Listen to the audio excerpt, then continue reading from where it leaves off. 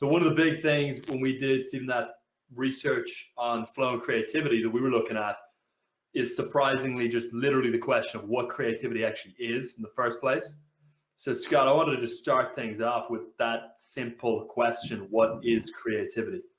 You know, at the most basic level, I really like Rollo May's definition in The Courage to Create, which I think is a very underrated book on creativity. He defines creativity as simply putting into being something that didn't exist ever before. So at the most fundamental level, I kind of like that definition of creativity. But I also think that we can define it as doing anything that is novel and meaningful. So if you just have something that is novel just by itself and not meaningful, that could be schizophrenia or what people call word salads, incomprehensible. But if you just have meaningful but not novel, you have a boring lecture, where you just understand knowledge. But it's that fusion of both of those things that can really have utility value for a particular field and make sense to the experts in the field, and can really move it forward and make human progress. Why meaningful rather than useful? I think it's an interesting one. Yeah, so I've heard the word useful a lot, and I don't like useful. It's very against the humanistic psychology spirit that I try to espouse these days. The point of life, according to humanistic psychologists, is to reach an end state of life where nothing is for anything else other than what it currently exists.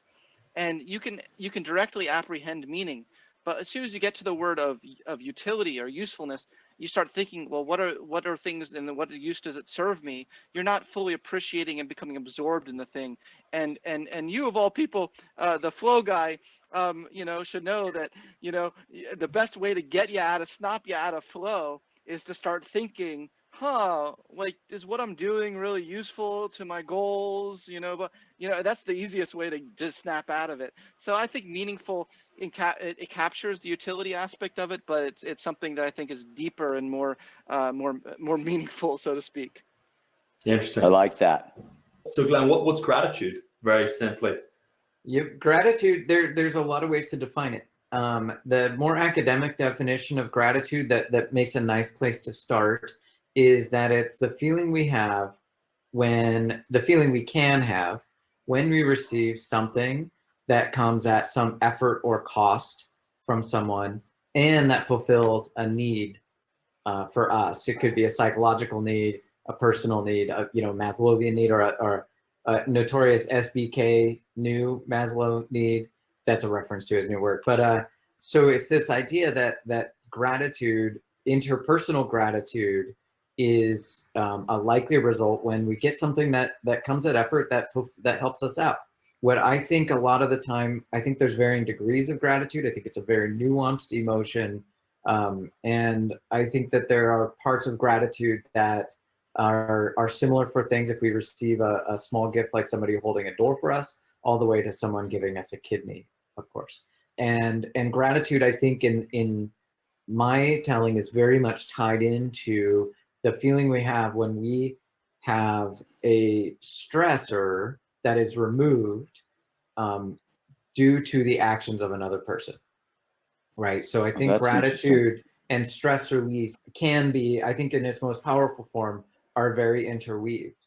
And that's an important distinction, because oftentimes we're conflating gratitude with happiness, or gratitude, which is general positive feeling. And it's not to be taken like that. It should be thought of in its very nuanced way, where there's almost even an element of pain, not too much, but a little bit of pain and a little bit of that very deep vulnerability when someone really bails us out of a tough situation. Interesting. Is there a difference between gratitude and appreciation, or is that just semantics? It depends who you ask. So I guess that means it's semantics. Right. I think that, I think so. I mean, I think it's good to have a little resolution around these terms. I do. I think that it's not super important, but I think appreciation is more like, the sun is coming in through the window here very nicely, and I very much can have a moment of appreciation for that.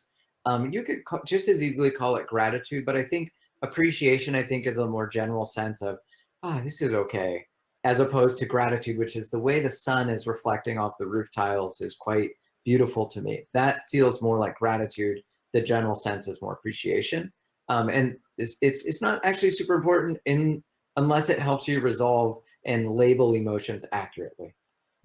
Yeah, otherwise there's no utility of the difference in terms. We have been at the Flow Research Collective, we've been working a little bit with Glenn at the front end of a long series of studies on flow and creativity. We've seen already in the early data a pretty strong correlation between people with a regular gratitude practice and people with high flow lifestyles. I was wondering about the relationship between gratitude and creativity. You know, the humanistic psychologists, I get every answer is going to be like the humanistic psychologist, but they really talked a lot about creativity, and they also really talked about gratitude and the linkage between the two, because they very much link gratitude to openness to experience. Their idea of gratitude was more of like a witnessing, and more of a sort of being uninhibited by your prior expectations about something.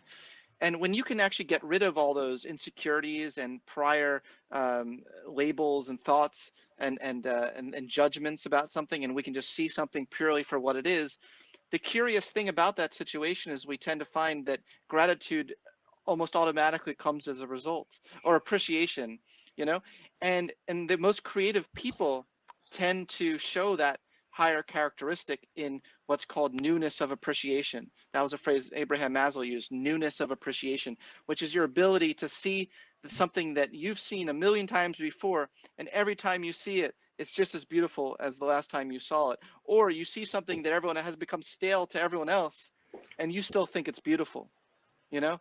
And creative people tend to actually score higher in that trait. Interesting. Scott had a wonderful answer. I mean, I do think that I can't pull an exact research article in mind that has looked at creativity and gratitude that I know of per se. I just know personally, though, that as someone who likes to build and create things, that it's similar to what Scott was saying, that there's something amazing that I think is absolutely rooted in gratitude when we are creating and building something and we're seeing something that nobody else saw. It's inherently appreciative. It's inherently grateful to go, wow, I never thought that wood grain could look so beautiful, or that paint could lay across a canvas, or that a guitar could sound like that.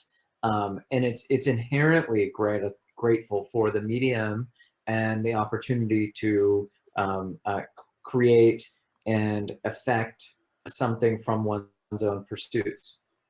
Is there also, do you think, potentially a causal relationship between gratitude into creativity? I know Sean Aker talks about positive affect and how that can heighten things like divergent thinking, which is obviously a big component of creativity. Do you think it can work that way as well, Scott? Where, you know, like increasing gratitude can potentially increase creativity? Well, the emotions point is actually more complicated, because the research shows that those who are able to take seemingly contradictory emotions and be able to experience them at the same time actually are more creative. I wrote an article called the emotions, the complex emotions that make us more creative, for instance. So a lot of people tend to cordon off the good and the bad. You know, they'll take, you know, either, oh, wow, I love the moment, I'm so appreciative of the moment, or, oh, I'm feeling anger, I'm feeling anxiety. Creative people tend to be really good at taking both, sitting with the contradictory emotions that they may be experiencing, and coming to a richer, deeper, meaningful interpretation of that emotion or that experience itself. They tend to not even think in sort of such black and white terms as even the way you asked that question, with all due respect.